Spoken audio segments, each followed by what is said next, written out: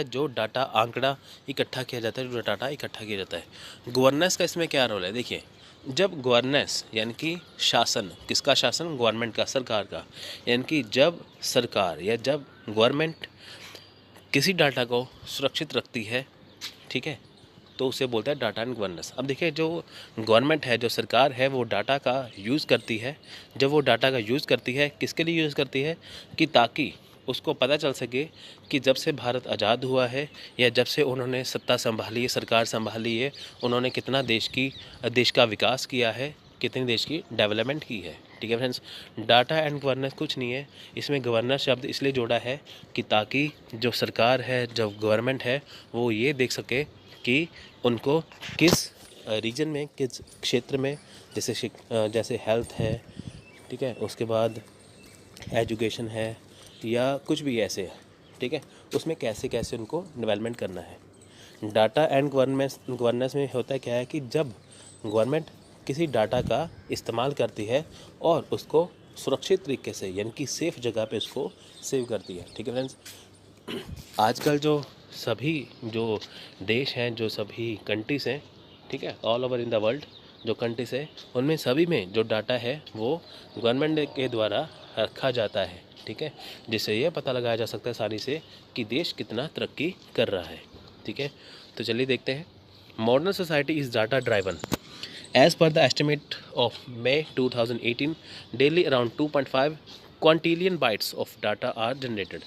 अब देखिए हुआ क्या है कि जो अगर मॉडर्न सोसाइटी की डाटा की बात करें तो मई 2018 तक, यानी कि मई 2080 तक इसमें है क्या कि 2.5 क्वांटिलियन बाइट्स ऑफ डाटा, ठीक है, वो जनरेट हुआ है। ठीक है, यानी कि डेली क्या है, इतना डाटा इसमें देखा जाता था। ये कब देखा गया था? मई 2018 तक। This data can help in providing better insight for innovation, predicting relationship between variables, artificial intelligence etcetera. ये डाटा क्या करता है कि आपको एक बेहतर तरीका बताता है, ठीक है, इनोवेशन का, ठीक है, बिटवीन वेरिएबल्स में कैसे उनका रिलेशन है, रिलेशनशिप में कैसे वेरिएबल्स में कैसे रिलेशनशिप हो रहा है। ठीक है, आर्टिफिशियल इंटेलिजेंस क्या है? वही बात है कि सिर्फ एक सरकार, एक गवर्नमेंट जब इस डाटा को देखती है तो उसको डिफरेंस पता चलता है। तो डाटा सरकार को पता चलता है ना, जैसे कि मान लीजिए कि गवर्नमेंट है वो अभी 5 साल के लिए चुनी जाती है, तो 5 ऐसे में उन्होंने क्या क्या किया है, पिछली सरकार से कैसे किया था, अब कैसे किया है, क्या गरीबी कम हुई है, क्या बेरोज़गारी कम हुई है, तो ऐसे वो उसको आंकड़े इकट्ठे करके देखते हैं।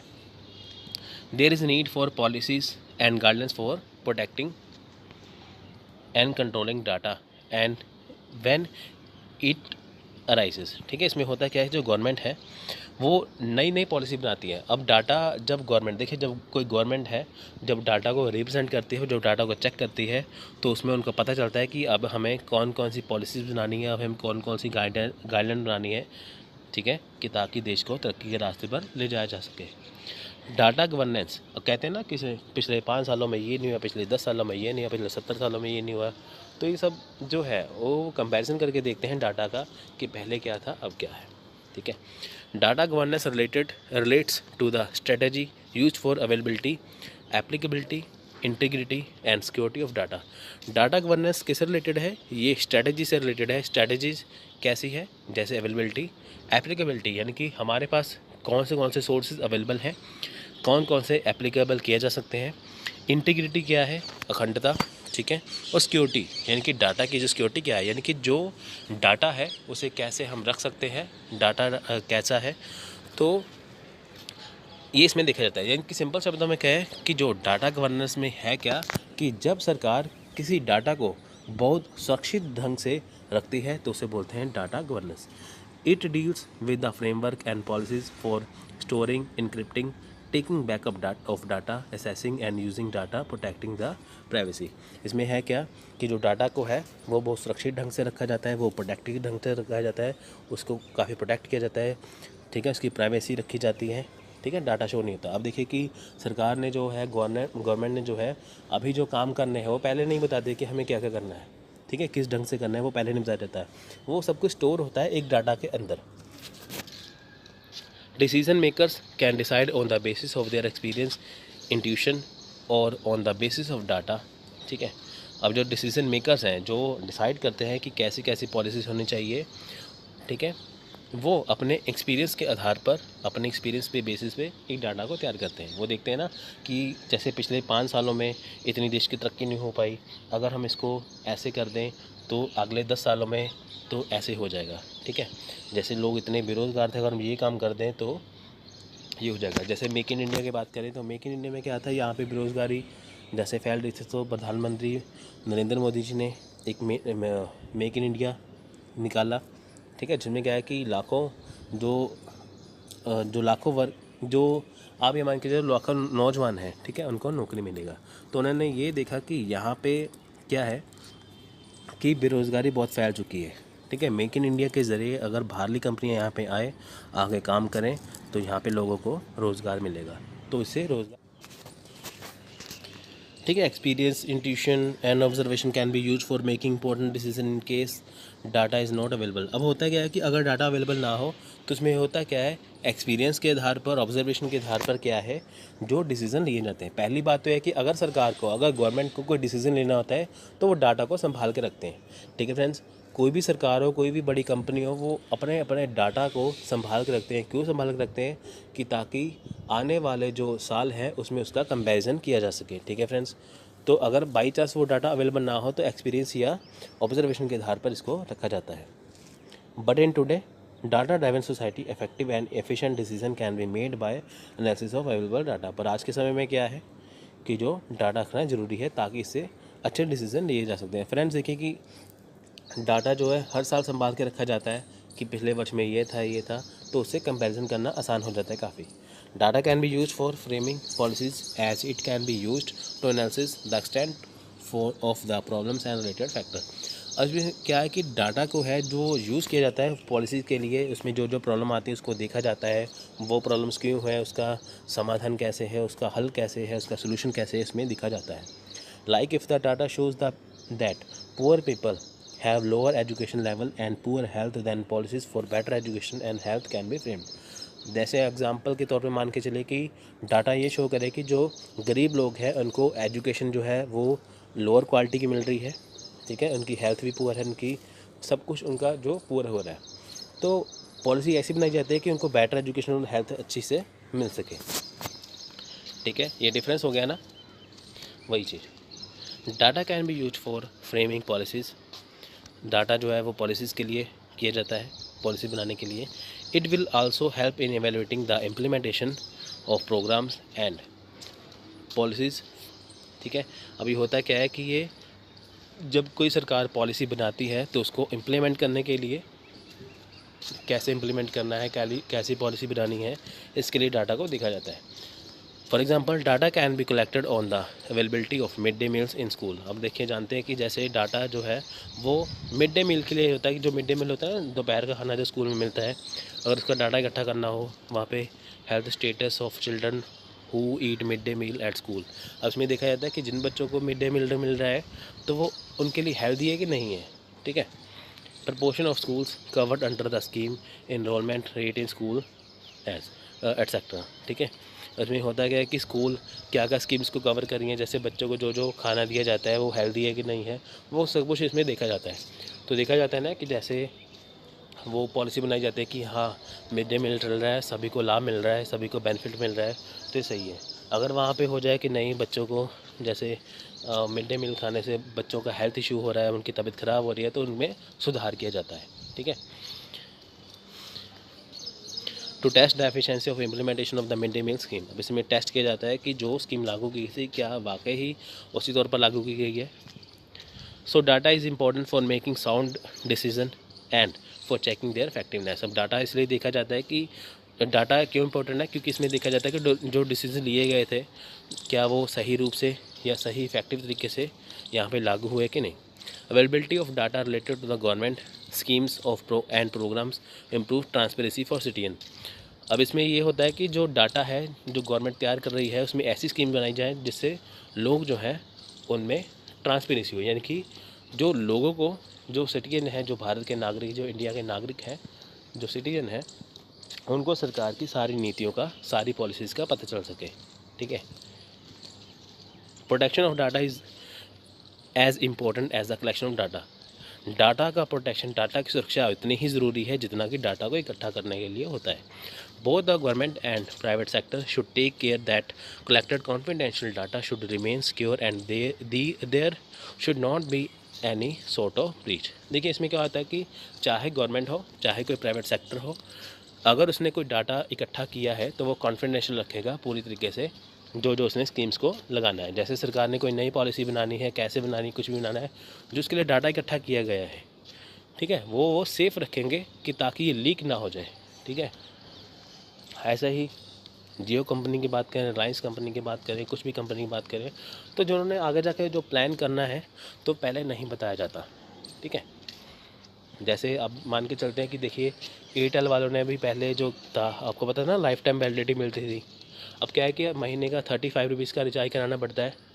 अब उन्होंने ये देखा कि अगर एयरटेल वालों ने ये देखा कि हमने पिछले इतने सालों से हम ये फ्री दे रहे हैं स्कीम, तो लोग क्या कर रहे हैं कि उसमें रिचार्ज नहीं करवा रहे, लाइफ टाइम वैलिडिटी रख रहे हैं, रिचार्ज नहीं करवा रहे, जिससे एयरटेल कंपनी को नुकसान हो रहा है, ठीक है। तो उन्होंने ये देखा कि उन्होंने डाटा एक सामने रखा कि हमें लाइफ टाइम वैलिडिटी की वजह से इतने सालों में इतना करोड़ों रुपए का नुकसान हो चुका है। फिर उन्होंने नई पॉलिसी बनाई, उसमें क्या कि हम 35 रुपये का रिचार्ज कराइए तो उसमें ये होगा।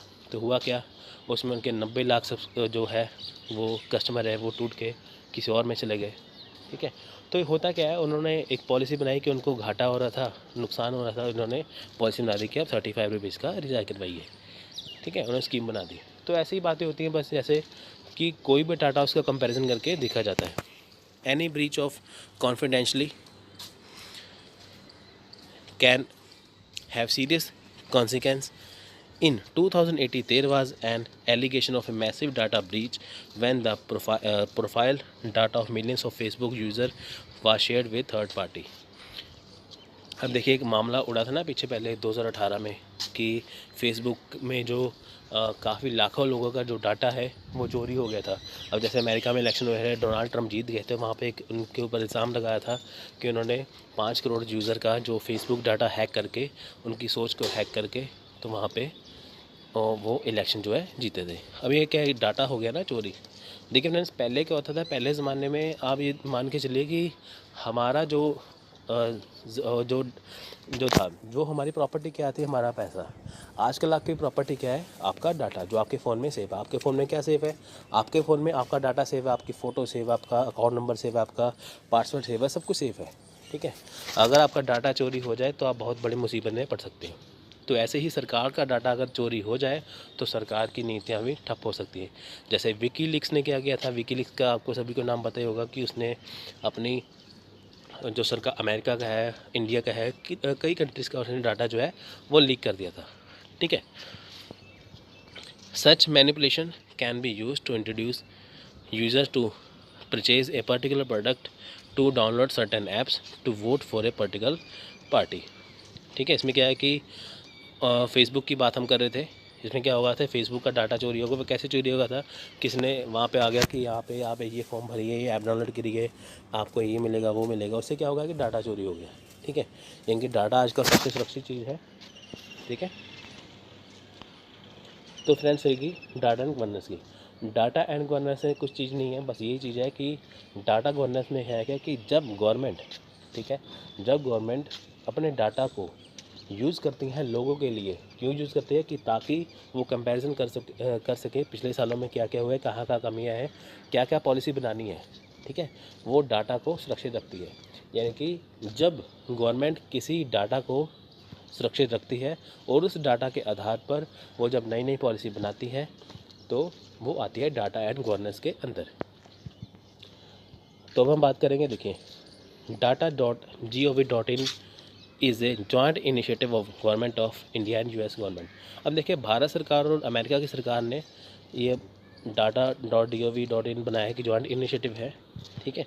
It is a platform of for open data related to government and various department. अभी ये क्या है, एक प्लेटफॉर्म है किसके लिए, एक ओपन डाटा, ठीक है, किसके लिए, सरकार के लिए, ठीक है, जिसमें वेरियस डिपार्टमेंट बनाए गए हैं। आप इसमें कोई भी डाटा जो है वो देख सकते हैं। It is aim at improving transparency in the working of the government.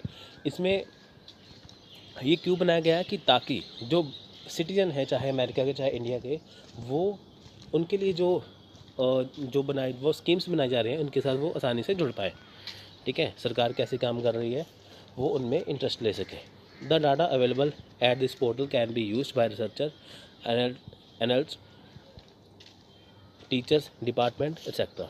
इसमें क्या है कि डाटा को है वो यूज़ कर सकता है रिसर्चर, ठीक है, एक एनालिसिस कर सकता है, जो एनालिस्ट होता है वो एनालिस्ट, ठीक है फ्रेंड्स, टीचर्स, डिपार्टमेंट वगैरह इसको यूज़ कर सकते हैं कई कामों के लिए। The different module of the open government data platform. अब देखिए कि डिफरेंट मॉड्यूल है ओपन गवर्नमेंट डाटा के, कौन कौन से देखिए।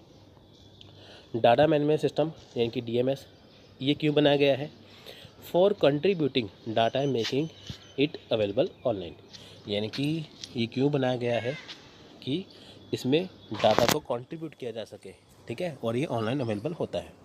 Content management data managing the content and functionalities. अब ये कंटेंट मैनेजमेंट डाटा क्या है, नाम से ही होता है कि ये डाटा को कंटेंट को मैनेज करता है कि क्या दिखाना है, ठीक है, कितना दिखाना है।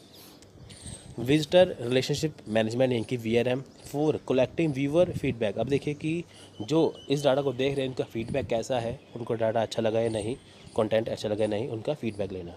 नेक्स्ट है community, for user to interact with other user. इसमें क्या है कि यूज़र इंटरेक्ट करे अदर यूज़र को, उनके बारे में बता सके, ठीक है, वो है community. So the other important authentic source of data. अब देखिए जो अदर सोर्सेज क्या है वो है पॉपुलेशन सेंसस यानी कि जनगणना, ठीक है, जो हर 10 साल में बदलती है, 2011 में थे, अब 2021 में आएगी। फिर है इकोनॉमिक सर्वे ऑफ इंडिया, यानी कि जो डाटा है वो कहाँ से लिया जा सकता है। अगर कोई भी सरकार है वो डाटा कहाँ से इकट्ठा करेगी, पॉपुलेशन सेंसस है, हमारे देश में इतनी आबादी तब इतनी है, अब इतने गरीब थे, इतने अमीर हैं, हमारे देश में इतनी बेरोज़गारी तब इतनी है, वो पॉपुलेशन सेंसस से डाटा इकट्ठा कर सकते हैं। इकोनॉमिक सर्वे ऑफ इंडिया से इकट्ठा कर सकते हैं, भारत की आर्थिक स्थिति कैसी है इसमें बताया जाता है। सिविल रजिस्ट्रेशन सिस्टम से, national sample survey and sample registration system से, ठीक है, जिसे SRS कहते हैं। नेशनल फैमिली हेल्थ सर्वे से, NFHS से, district level household survey से, RBI डाटा बेस से।